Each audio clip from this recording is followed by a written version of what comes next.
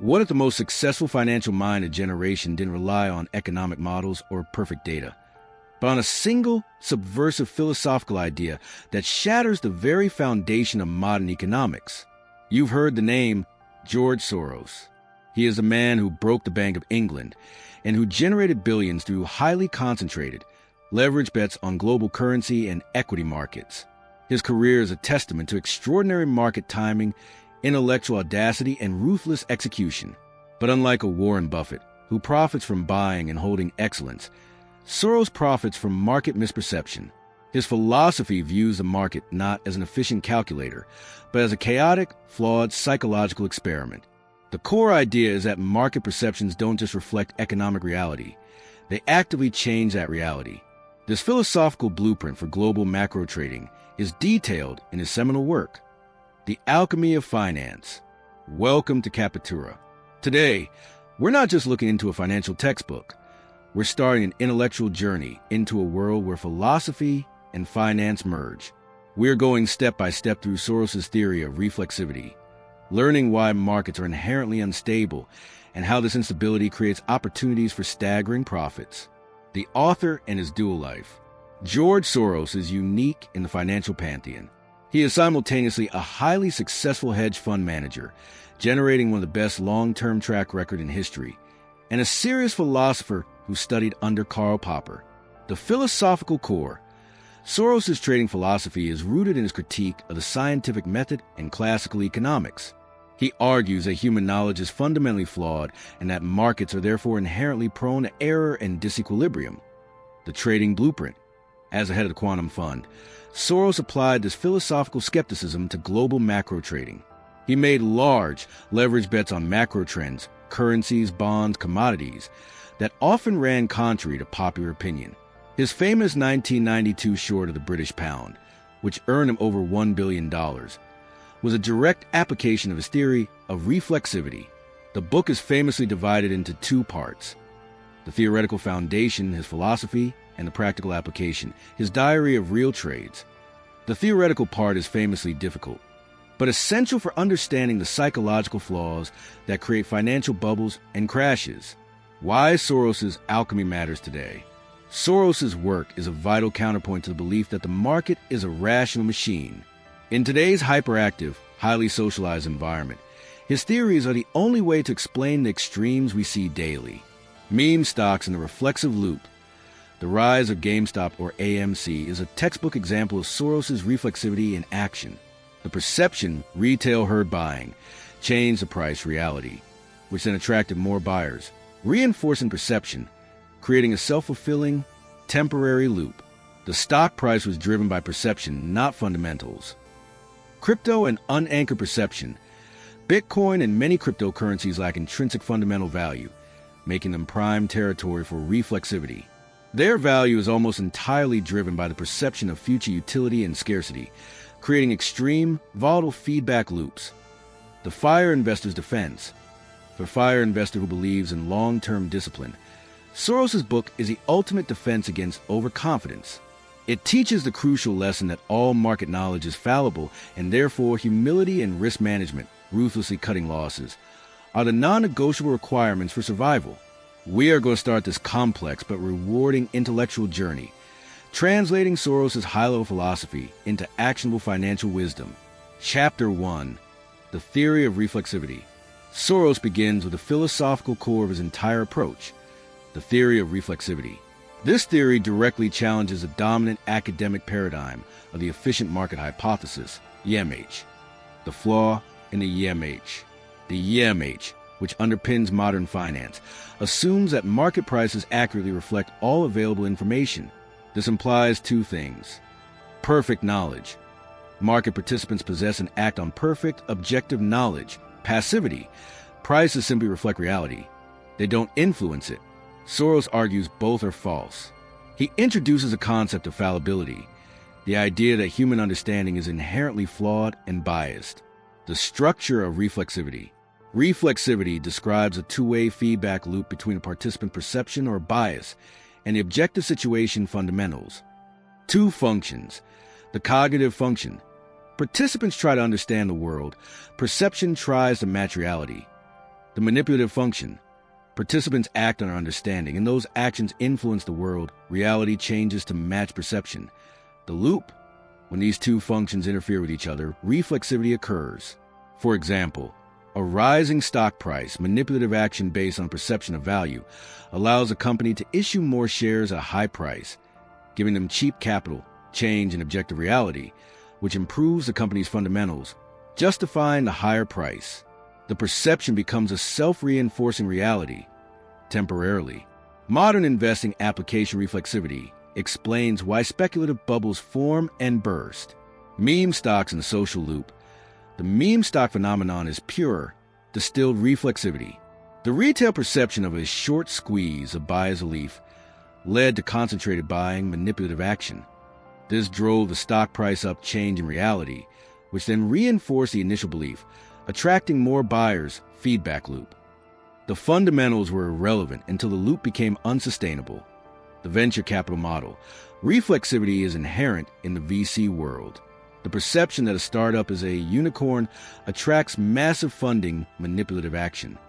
That funding allows the company to execute its plan, improving reality, justifying the high valuation. The risk is when perception runs far ahead of the actual reality and the loop breaks. The antidote. Identifying bias. The intelligent investor uses reflexivity to ask, what is the prevailing market bias, and how is that bias actively changing the reality of the asset? The key lesson of Chapter 1 is that financial markets are unstable psychological experiments. The greatest profits are found by identifying and betting on the moment when the market's prevailing bias is actively distorting reality. Chapter 2, The Fallibility of Knowledge. This chapter dives deeper into the philosophical consequences of fallibility. Soros argues that because human knowledge is imperfect, all financial models and predictions are inherently flawed.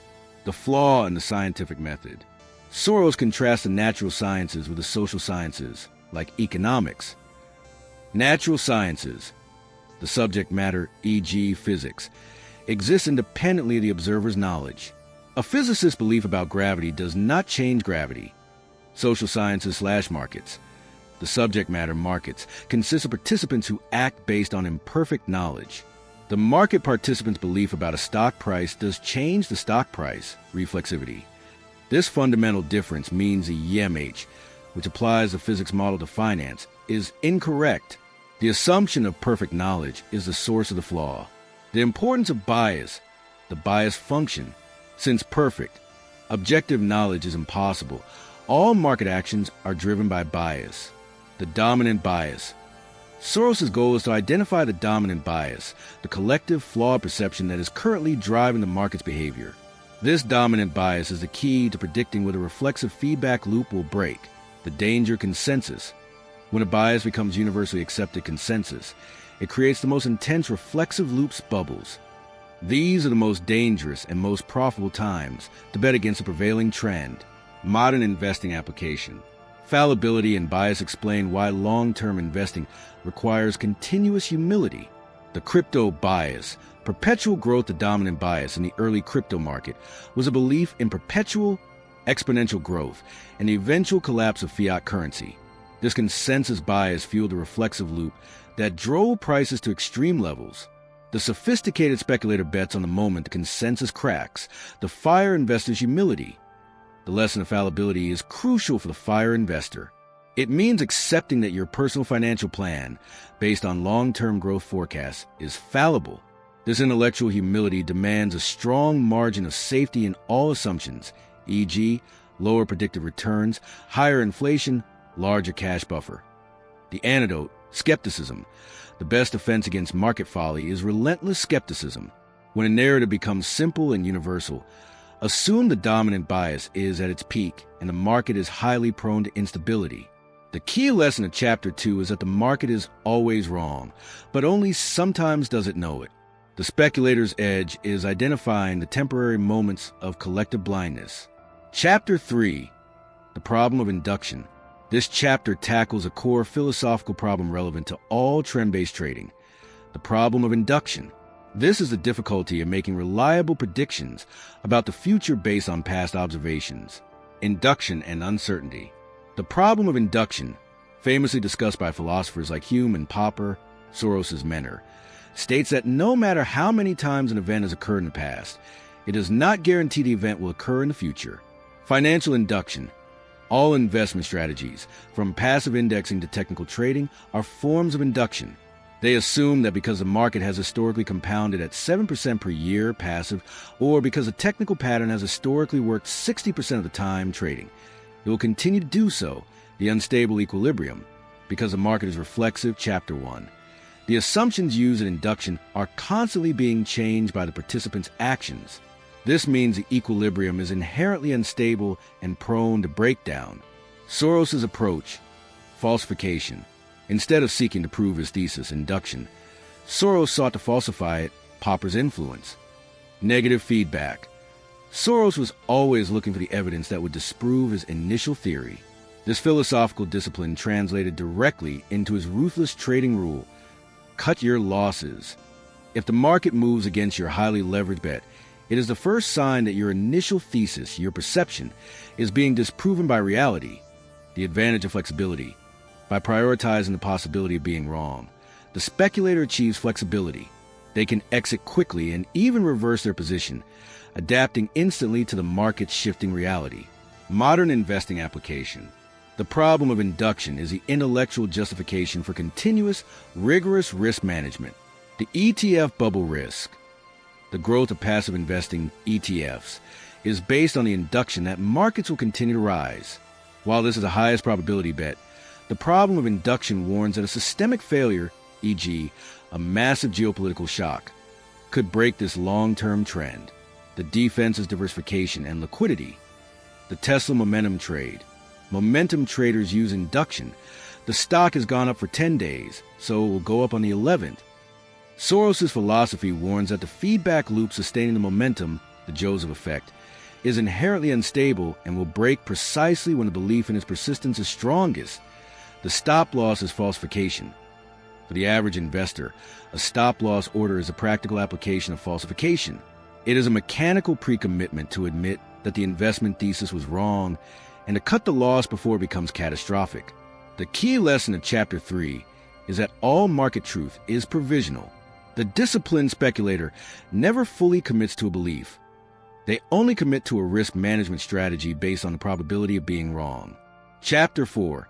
The historical context of the present. This chapter shifts to a broader historical perspective, showing how the philosophical principles of fallibility and reflexivity have driven financial history, creating persistent patterns of boom and bust, cycles of credit and confidence. Soros argues that financial history is defined by cycles that are not purely economic, but reflexive. The credit/confidence loop. The cycle often starts with a new development, e.g., a technological innovation or new financial instrument that increases the perception of opportunity. This positive perception leads to the expansion of credit manipulative function. The increased credit fuels economic activity, improving fundamentals reality, which confirms the initial perception, leading to further credit expansion. This is the boom phase, the inevitable crash. The boom is inherently unstable. The enthusiasm becomes excessive. The fundamentals cannot keep pace with the price/credit expansion, and the initial bias, positive perception, runs out of steam. This leads to a reversal of the reflexive loop, contracting credit, falling prices, and panic. The bust. Identifying disequilibrium. The true art of speculation is identifying the point of disequilibrium, when the market's perception is running dangerously ahead of the sustainable reality. The market has a perpetual imbalance. Soros rejects the EMH's notion of equilibrium. He sees the market as being in a state of perpetual imbalance, constantly moving between phases of self-reinforcing boom and self-reinforcing bust. Modern investing application. Historical context provides the ultimate contrarian signal. The dot-com and housing parallels. Soros' historical lens views the dot-com bubble 1990s tech and the 2008 housing crisis as textbook reflexive cycles. Both were fueled by a dominant bias. The internet changes everything. Housing prices never fall. That led to massive credit expansion, manipulative function, and subsequent systemic collapse. The crypto cycle. The crypto market exhibits a highly accelerated version of this cycle. The perception of revolutionary technology leads to massive capital inflows, credit expansion, driving up prices and reinforcing belief until the inevitable moment of mass skepticism forces a reflexive loop into reverse the crash. The contrarian by sell signal. The historical lesson is that the greatest opportunity lies in betting against the dominant historical narrative. When a narrative is universal and simple, e.g., this time is different, the reflexive loop is likely at its most dangerous point. The key lesson of Chapter 4 is that history does not repeat, but the reflexive patterns of human bias always do. The disciplined speculator must recognize these recurring cycles of credit and confidence. Chapter 5. The Experiment. This chapter transitions a philosophical theory into a practical framework, framing the speculator's process as a scientific experiment, the speculator as a scientist. Soros argues that his approach involves testing a specific, highly leveraged hypothesis against the market. Formulating the hypothesis. The hypothesis identifies a specific, dominant market bias and predicts how that bias will lead to a reflexive feedback loop and eventual breakdown. E.g., the British government's defense of the pound is an unsustainable bias that will be falsified by market pressure. The trading plan. The plan outlines the exact timing, sizing, and, most importantly, the conditions for falsification, stop loss. This pre-commitment protects the speculator from the emotional turmoil of the live trade. Observation and falsification. The live trade is the experiment.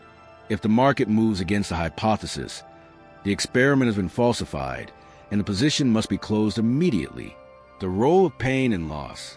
Soros is famous for his physical reactions to the market. He often felt actual physical pain when a trade was moving against him. Loss of aversion and discipline. Soros uses physical pain as an internal signal. The pain was a sign that his hypothesis was likely being falsified and that his discipline plan, the stop loss, needed to be executed immediately. He turned the human flaw of loss aversion into an advantage. Modern investing application. The experiment concept provides a strong framework for risk management for all active traders. The speculative bet is a thesis. Any speculative investment, e.g., buying a high-growth stock, should be structured as a thesis. The thesis defines a reason for buying, the bias you're betting on, and the conditions for failure, e.g., revenue declines, debt exceeds a certain ratio. The stop loss is a falsification point. For the average active investor, the stop loss is the ultimate tool of falsification. It enforces the rule: the moment the price tells me I am wrong, I admit it and exit. This protects the investor from the emotional attachment and the sunk cost fallacy. Passive investing in time. The passive investor's experiment is conducted over decades. The hypothesis is the long-term Joseph effect, economic growth. The condition for falsification is extreme: a sustained, multi-decade structural collapse of the global economy. The key lesson of Chapter 5 is that emotional conviction is worthless. Disciplined commitment to a loss-cutting mechanism is everything. The true success of the experiment lies in the ability to admit defeat quickly. Chapter 6. The two phases of the cycle. This chapter uses the concept of reflexivity to define the two principal phases of the reflexive boom-bust cycle in detail. Phase 1. The self-reinforcing process, the boom. The boom phase is characterized by a positive, self-reinforcing feedback loop. The dominant bias, a positive, often exaggerated, bias, e.g., revolutionary technology, eternal growth. The market action, prices rise, reinforcing belief, increasing credit, and improving underlying fundamentals, e.g., cheap capital for the company. The crucial insight, the initial trend must be strong enough to withstand the initial attempts at falsification, skeptic shorting, technical corrections. The longer this phase persists, the more deeply embedded and dangerous the underlying bias becomes. Phase 2, the self-destructive process, the bust. The bust phase is triggered when the underlying reality can no longer sustain the exaggerated perception. The reversal, a shock event or the sheer weight of structural overvaluation, forces the feedback loop into reverse. The market action, falling prices lead to a loss of confidence, credit contraction, and deterioration of underlying fundamentals, e.g., asset sales, bankruptcies. This negative feedback loop accelerates the decline. The role of the speculator. The speculator's job is not to identify the cause of the cycle, but to identify the phase and the point of instability. They profit by betting that the dominant bias is about to switch from positive self-reinforcement to negative self-destruction. Modern investing application.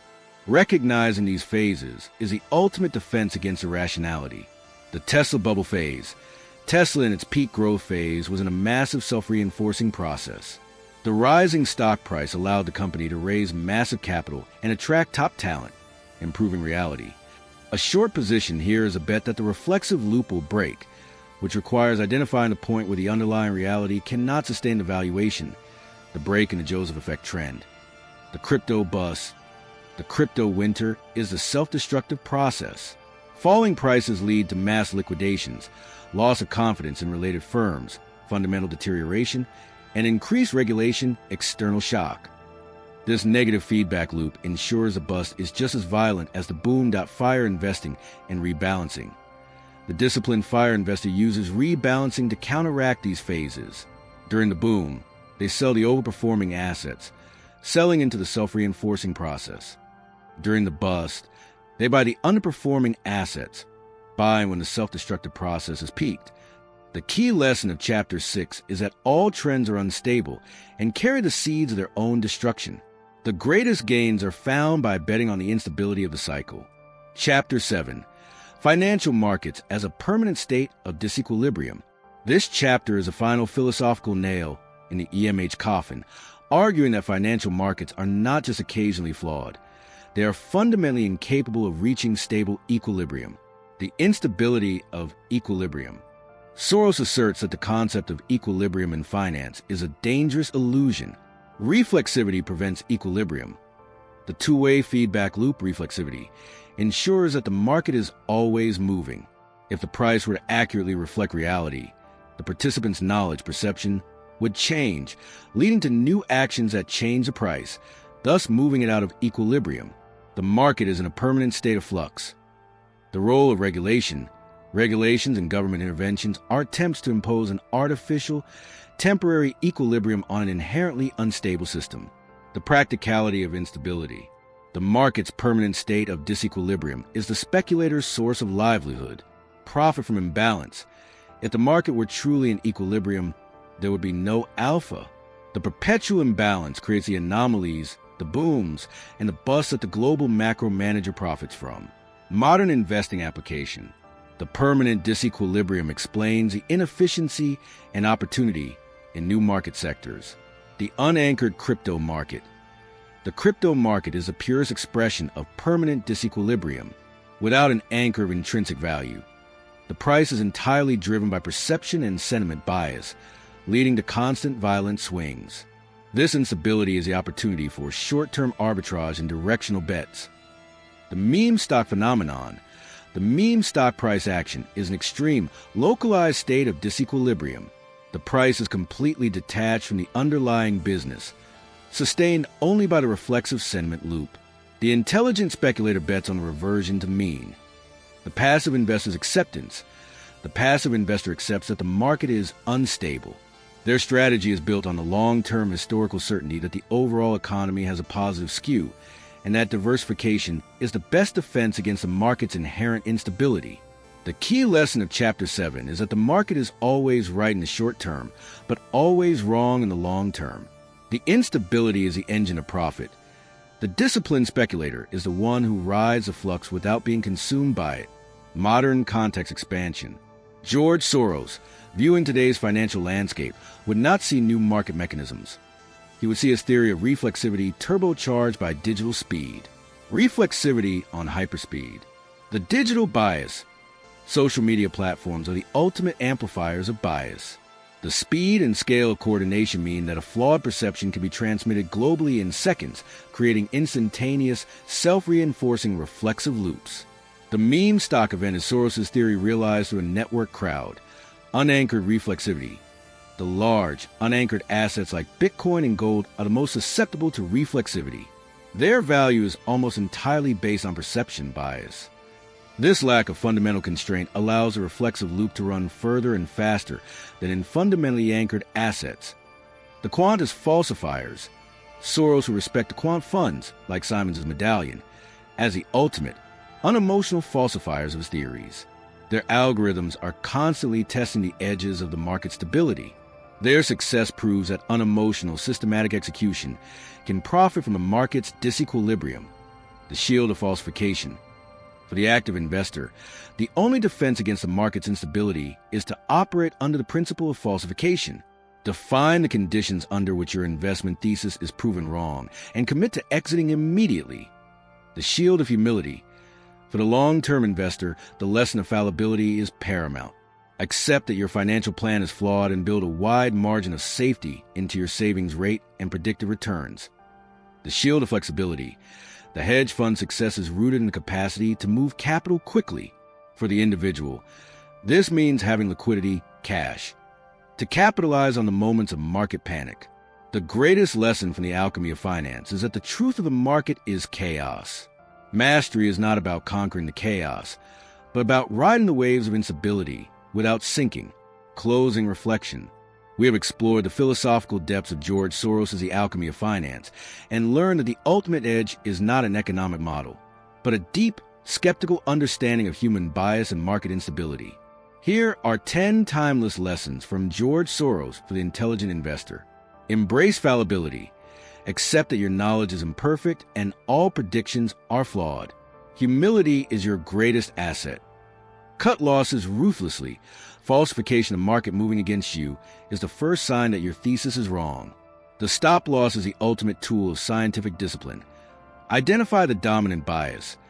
Profits are made by betting against the prevailing market consensus when that bias is driving an unsustainable reflexive feedback loop. Flexibility over conviction. Be prepared to exit and even reverse your position instantly when the facts change. Inflexibility is the path to ruin. Focus on disequilibrium. The market is inherently unstable, moving in perpetual cycles of boom and bust. Your strategy must profit from this instability. Avoid unanchored reflexivity. Be highly skeptical of assets, like some cryptocurrencies, whose value is sustained only by perception and lacks fundamental constraints. Liquidity is essential. Have the flexibility to move capital quickly. Cash is the ultimate tool for both defense and offense. Structure the trade as an experiment.